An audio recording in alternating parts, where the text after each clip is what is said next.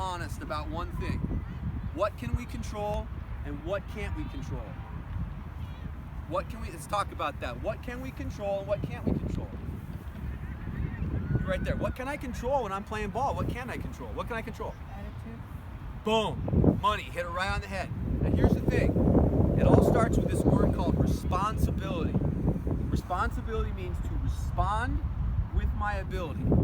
So I say I'm either being response-able or I'm being response-terrible. So think about that. Right now, right here, right now. If I'm being response-able, I'm choosing my attitude. Right?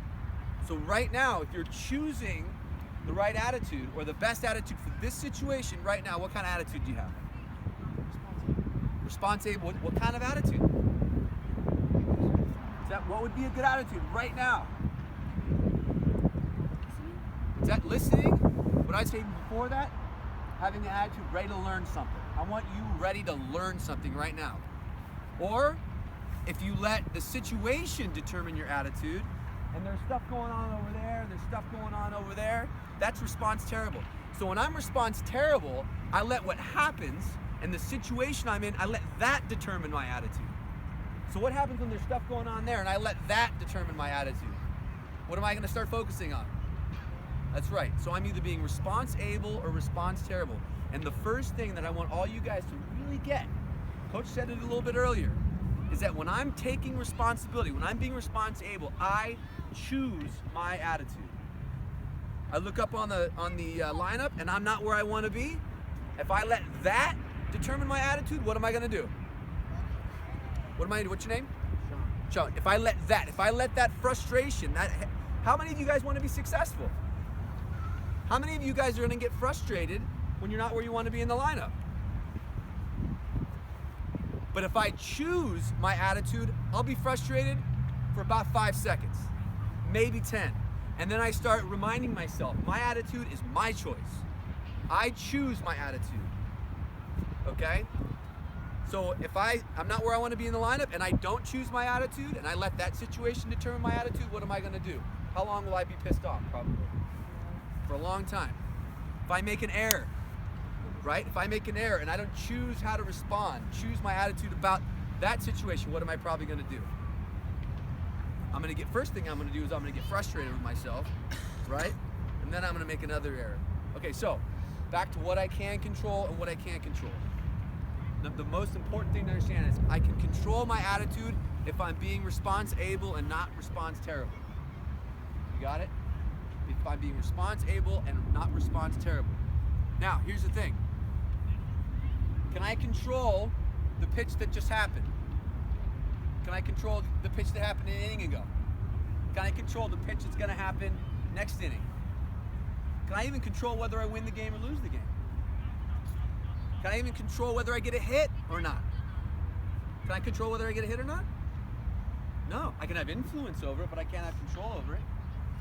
So, if attitude is in my control, and I can control that, and I can control this next pitch, what I do in this next pitch, what is the most important pitch?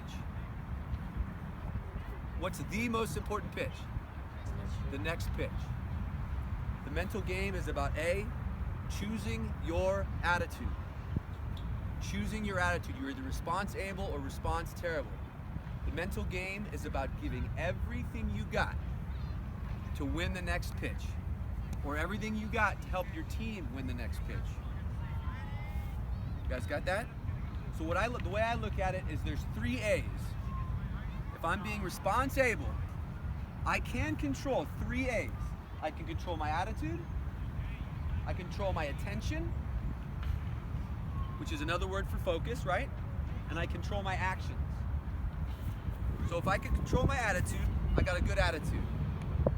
I can control my attention. What's the most important pitch? What's the most important pitch? Next pitch. Now I want to control my action, what I do. Well, what do I need to control my action? What do I need to control my action? I'm focused, but what do I need? What do I need? What do I need? What do I need? How many of you have been told by coaches, have an approach, have a plan, have a routine, have a system. Those are all the same thing. So if I can control my attitude, I can control my attention, and I can control my action, I better have a what?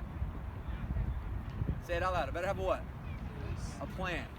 I better have a plan. Because if I have a plan and I can control my actions and I'm committed to that plan, pitch up and away, out of the zone, am I likely going to swing at it? No. Oh, count. I don't want that pitch. If I can control my actions and I got a plan, pitch right where I want it, I've determined I want some out over the plate, I want it deep, I get that pitch, can I take a good hack at that? So I'm focused on the next pitch, and I'm focused on my plan. So the other thing to think about is that, so I can control my attitude, I can control my attention, and I can control my actions. Can I control how I feel? I can? Who said that? Who said that? Can I control how I feel? I have influence over how I feel, but can I always control how I feel? So Ken Ravizza is a guy that I've been working with a lot. He's the Chicago Cubs sports psychologist. And I love it when he says this. And every talk I've seen him do about 10 talks, he says this. He says, are you so bad, you gotta feel good to get it done? Think about that. Are you so bad, you gotta feel confident to win the next pitch? Confidence is fragile, gentlemen. It is not about having confidence. You'll have confidence, and then you won't have confidence. Anybody got a ball? Someone give me a ball. Anybody got a ball? Give me a glove. Give me a glove. Give me that glove. Give me that glove. Does this glove change whether I have confidence or not? Do I say, I have confidence, glove? Does that glove change? I don't have confidence. Does that glove change? Does the ball change? Does the bat change? Nothing changes. I'll take confidence when I can get confidence. And believe me, we all want confidence. Does that ball change? If I have, does it get bigger or smaller if I have confidence or I don't have confidence? Right? So we'll take confidence, and let me tell you something, you're more likely to have confidence if you're taking it bite-sized, right? Not trying to win the whole game, not trying to win the whole inning, not trying to win the whole at-bat. Boom. Get under control, have my plan, win this AB, or win this pitch. See, I screwed up. Win this pitch. Win this pitch. Win this pitch. You'll have a lot more confidence because you're competing right in the next thing. Right in the next thing. But you don't need confidence. Because what happens if I tell myself I have to have confidence and I got to feel good to compete out there? What happens if I don't feel good? What am I going to start doing? What's that? I'm going to start freaking out. Oh my God, I don't feel good. That was my biggest problem. If I could go back and do it over again, I would have thrown out the idea that I gotta feel good to get it done. I would have thrown it out completely. That's why, to me, if you come to the field wanting to have fun, you're setting yourself up. You wanna have fun out here? You'll have fun. But I tell you what, if learning is more important than having fun, I can learn every second. I can learn when I do well, I can learn when I screw up. But if learning is more important than having fun, then I'm gonna get better, I'm gonna learn, and I'm gonna have fun along the way. Do you see how I set myself up if I come to the field and I say, gosh, I just wanna have so much fun today? You see how I set myself up? Someone tell me how I set myself up. God, let's have fun. You're in the car and mom's like, go have fun today. How do I set myself up? Someone tell me how I set myself up. Let's do it again. How many of you wanna succeed in baseball? How many of you have fun when you strike out? Is striking out is that fun? No. But if I'm committed to learning, how many of you, raise your hand, can learn when you strike out? How many of you? That's right. So I challenge you that. I can control whether I learn or I don't learn. I cannot control whether I'm successful all the time. I cannot control whether I have fun all the time. And I cannot control whether I feel good all the time. So let's go back to the beginning. What are the 3 things that I can control? Number 1, attitude. If I'm being response-able, what do I do with my attitude? I what? Starts with the C-H-O-O-S-E. I what? I choose my attitude. I choose the right attitude for the situation. What's the second A? Attention. Coach said baseball is a game of focusing. You know what? It's really more a game of refocusing. No human being on this planet can stay focused all the time. That's why you got 13 seconds between each pitch, to give about 5 seconds of attention during the pitch. So you got 13 seconds, then about 5 seconds of focus. So baseball is a game of constant refocusing. But refocusing is like a muscle, right? It's like a muscle. It's just like that good hack you take during BP. The more you do it, the more you get better at it. The more you go up, refocus. Up, refocus. The more you do that, the better you'll get at it. So the second A is what? Attention, right? The third A is what? The third A is what? I can control my actions. But in order to control my actions, what do I gotta have before I take the pitch? A plan. Before I get in the box, what do I have to have? A plan. So if I don't have a plan, I'm not gonna control my action. Got it? Okay, so we're gonna talk about the 3 C's. The 3 C's, okay? Because the first C is to get under control. So the other thing that I wanted to talk about is not feeling good, but getting yourself under control. So how many of you out there see guys in the big leagues go like this? Then throw, right? Or Mike Trout, before he gets in the box, he always takes one last exhale, right? All these guys, what they're doing is they're getting under control. Let me rewind. So Steph Curry, how many of you guys know Steph Curry? Steph Curry missed 3 free throws in a row. They interviewed him and they asked him, were you upset about it? What did he say? Steph Curry, what did he say? He missed 3 free throws in a row. What did you say? Did you get upset about it? What do you think he said? What do you think he said? How many of you think he said he was frustrated? Raise your hand. How many of you think he said he wasn't frustrated? Wasn't angry? He was angry. He's like, of course I was angry. I missed 3 free throws in a row. You think Steph Curry wants to miss 3 free throws in a row? But what he said next was, I reminded myself to get back to my routine. What does that mean, guys? Steph Curry has a what? A routine. What's your routine? If Steph Curry's got a routine, don't you think you would want a routine? Steph Curry's got a routine. John Lester's got a routine. When you get, Russell Wilson's got a routine. Russell Wilson, every morning when he wakes up, he has one of those. You see those Staples easy buttons, those big easy buttons. You ever see that? Every morning when he wakes up, he smacks on that easy button and starts his day. You know why he does that? To remind himself he's starting over every day. Every time he has 2 or 3 bad series out on the field, he walks down the sideline and he imagines himself smacking that easy button over and over and over again. What's he trying to do? He's trying to restart, baby, restart. That's his routine.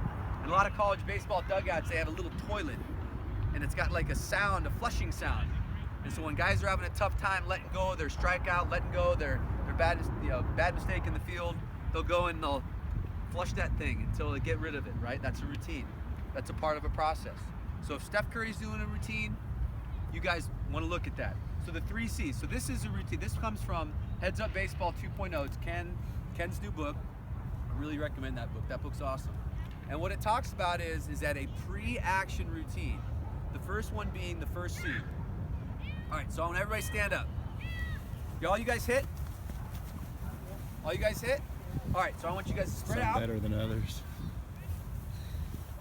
So I want you to imagine.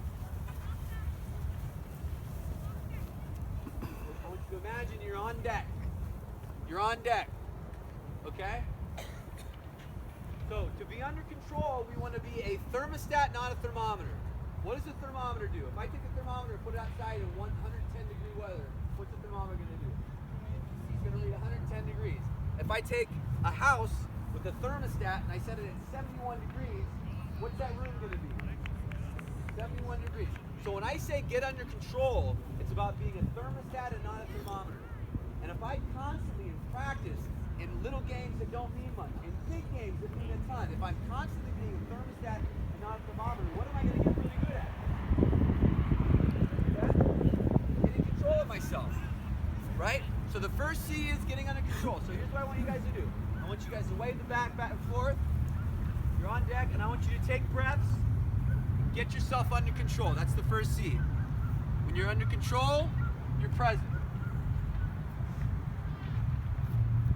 Now maybe take a practice swing, warm it up. Get under control, you're present. You're here. You're here. You're here. Now we got the second C. The second C is commit. So everybody say control. Control. The second C is commit. Commit. Commit. We commit to a do plan, not a don't plan. A process plan, not an outcome plan. So what does that mean? My plan was see, wait, hit. 2 or 3 words. See, wait, hit. I want to see the ball. I wanted to wait because I was always out in front of the ball, and I want to hit it hard. So now all of a sudden, in the batters or in the on deck circle, I'm going back and forth, and I'm using the pitcher to time myself. So I'm committing to my plan by visualizing myself being successful. So we're gonna on deck. Imagine yourself going back and forth. I'm going breathing, getting under control, getting here, getting present, and then I'm going into committing to a plan. And when I take a practice swing, I'm visualizing myself taking that plan successfully. So everybody do that. Go back from one C to the other C. One C to the other C. So I'm control, breathing, thermostat, setting my temperature, committing to my plan. I want you to have your plan in less than 5 words. Preferably, see ball, hit ball, see weight, hit, right?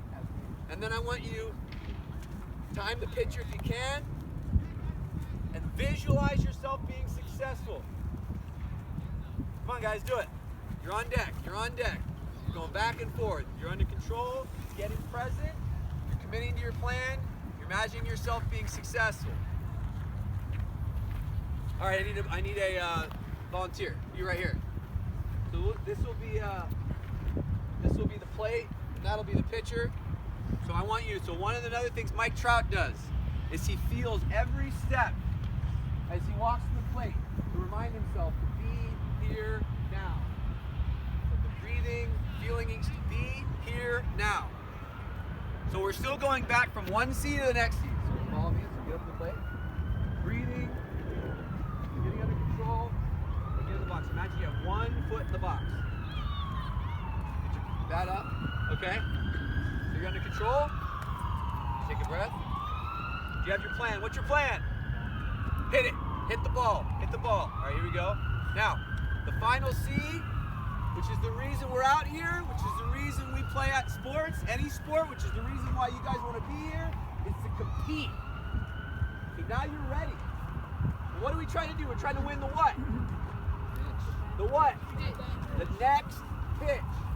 The next pitch. All right, take a breath. Say your plan out loud real quick. Get in the box. Now I want you to say, look at him and say, bring it, bring it, bring it. Say it, come on. Bring it, say it.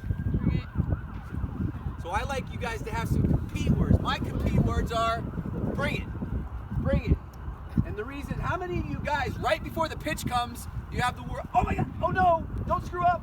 How many of you guys have that? Raise your hand. Right? Oh no, don't screw up. Well, hey, it's okay. If you guys can be clear, just totally clear your mind and hit and whatever, that's great. But to me, I don't trust that my mind is going to let that happen.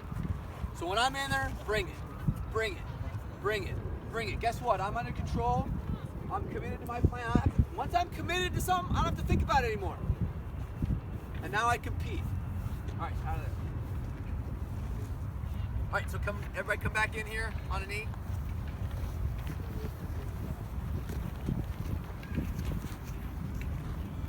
All you guys, over here, over here, over here.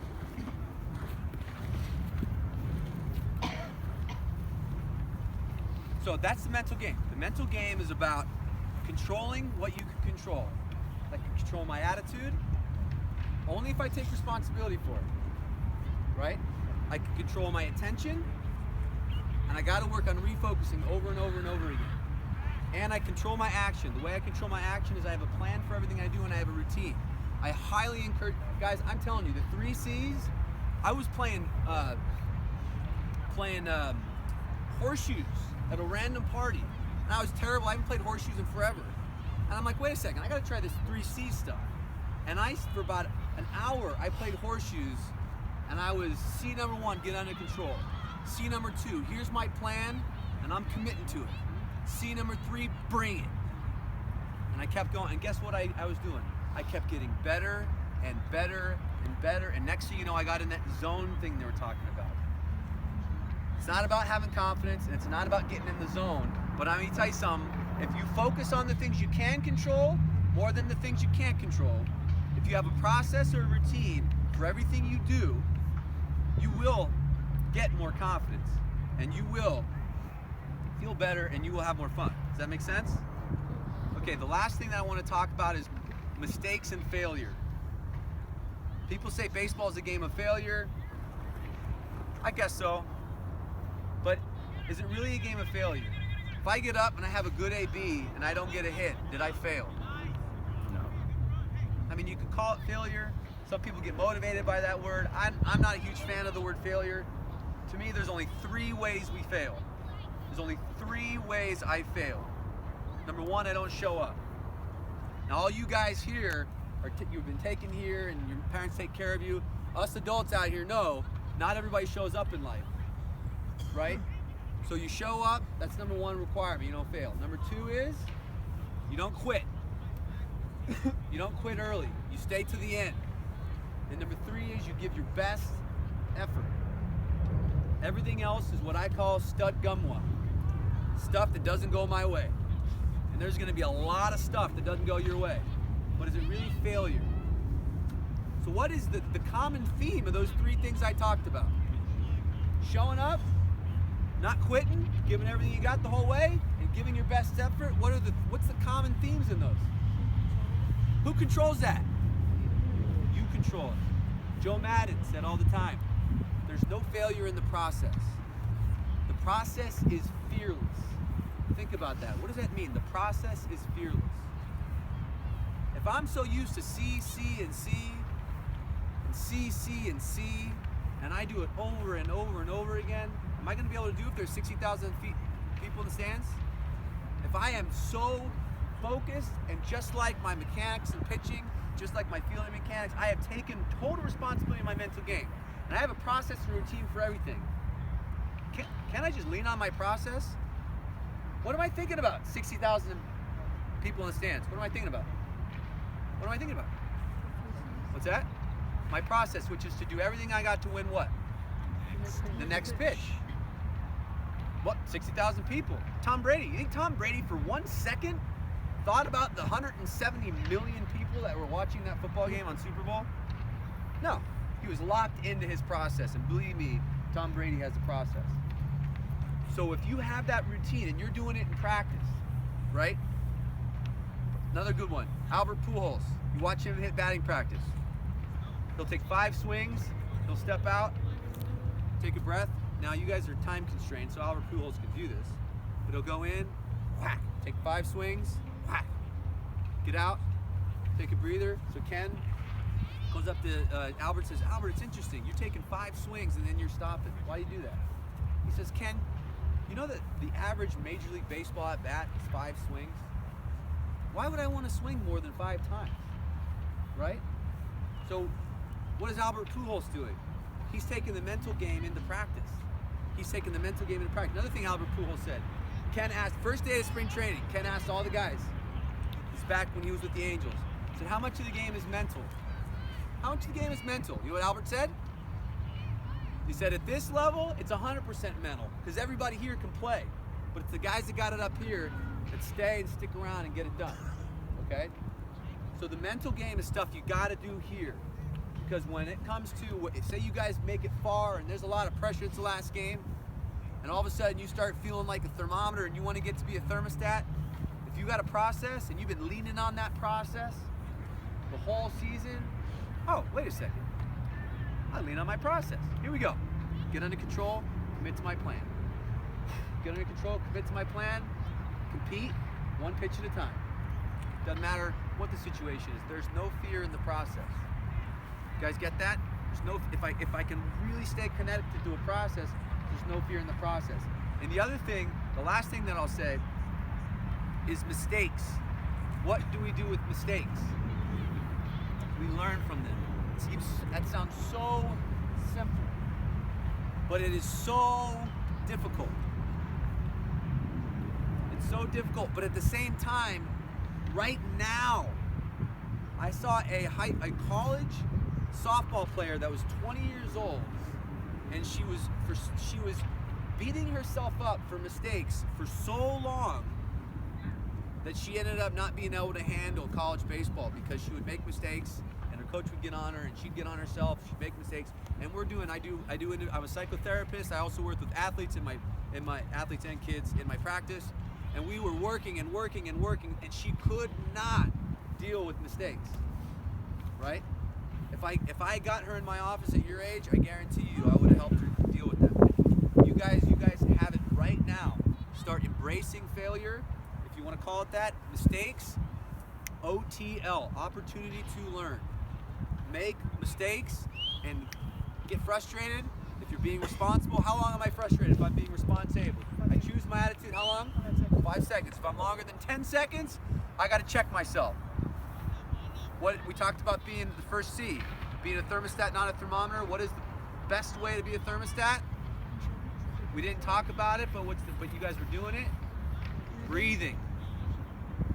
Breathing. When I'm breathing, I'm under control. Because when I'm breathing, I'm in the moment. When I'm breathing, I'm taking responsibility because I'm trying to calm myself down. I'm trying to be a thermostat, not a thermometer. That's another thing I didn't talk enough about, but that's huge. Breathing. Got it? So, at your age, when you make mistakes, OTL, opportunity to learn. Learn, learn, learn. Learn, learn, learn. You're here to learn. You gotta make mistakes to learn. I don't know if Coach lets you guys do it, but if he does, you make a mistake and you're playing and you're doing infield, outfield, ask for another one. If he lets you do it, do it. When Coach Steve and I used to coach, we would do that. Ask for another one. Coach, let me get another one, man. I want to learn from that mistake. Let me get another one. Let me get another one. Okay? And then the last one is swit nip. Does anybody know what swit nip is? Anybody heard that one? So what next pitch? So what next pitch? So sometimes mistakes or stud gumwa, right? Stuff that doesn't go my way. Sometimes it's nothing to learn from it. You know, like say I have a great AB, I hit a rocket to shortstop, the guy makes a great play. Is there anything to learn from that? Am I still gonna be frustrated? Heck yeah. Swit nip, so what next pitch? Nothing to really learn from, or it's a mistake that I make rarely, right? I'm not gonna learn from every pitch that I throw. All right, one gets away from me, swit nip, next pitch. Got it? So these are these mental tools, right? So when I make a mistake and I get to, oh man, what I do, and I start beating myself up, OTL, opportunity to learn. What did I learn? Keep my glove down. What did I learn? Charge the ball better. What did I learn? Get the better hop. What did I learn? Have a better plan. I don't know what I learned. Coach, what can I learn? Learn, learn, learn, learn, learn. Learn, learn, learn. All right. Any questions? Any questions? What'd you learn? Focus, like 3 C's. What's the 3 C's? Control. Control. Somebody help me out. Commit. Commit. What's the 3rd C? A plan, I think. No. Compete. What are we competing for? The next pitch only. The next pitch only. Another thing I'll add is that Joe Madden said over and over again when he was being interviewed, we want to be present, not perfect. So when I'm competing pitch to pitch, that's another word for being present. But he emphasized the fact, actually they had these shirts that said, just don't suck. Everybody know who Joe Madden is? Everybody know who Joe Madden is? Who does he manage? Cubs. The World Series champion Chicago Cubs. And it's not the greatest sports psychology quote because you're supposed to have a do plan, not a don't plan. But he wanted to really lower the amount of pressure on his team. We're not here to be perfect. The last thing we want to do is get into this World Series trying to be perfect. We want to be present. Now, why can I not be present and perfect at the same time? Someone answer that to me. Nick, why can't I be present and perfect at the same time?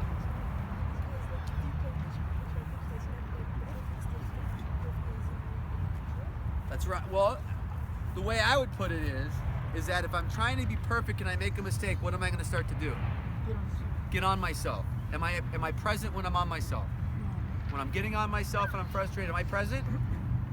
Excuse me? That should be an emphatic no. Everybody say it. When I'm getting on myself, am I present? No. I want to be present, not perfect. Right? So when I make a mistake, what do I do with it? I learn from it. If it's a mistake I rarely make, what do I do? Just want to see who said swit nip. Swit nip. So what next pitch? Here we go. Present, not perfect. Learn, learn, learn, learn, learn. And the other thing, I'll leave it with this, guys. We're motivated in 3 ways.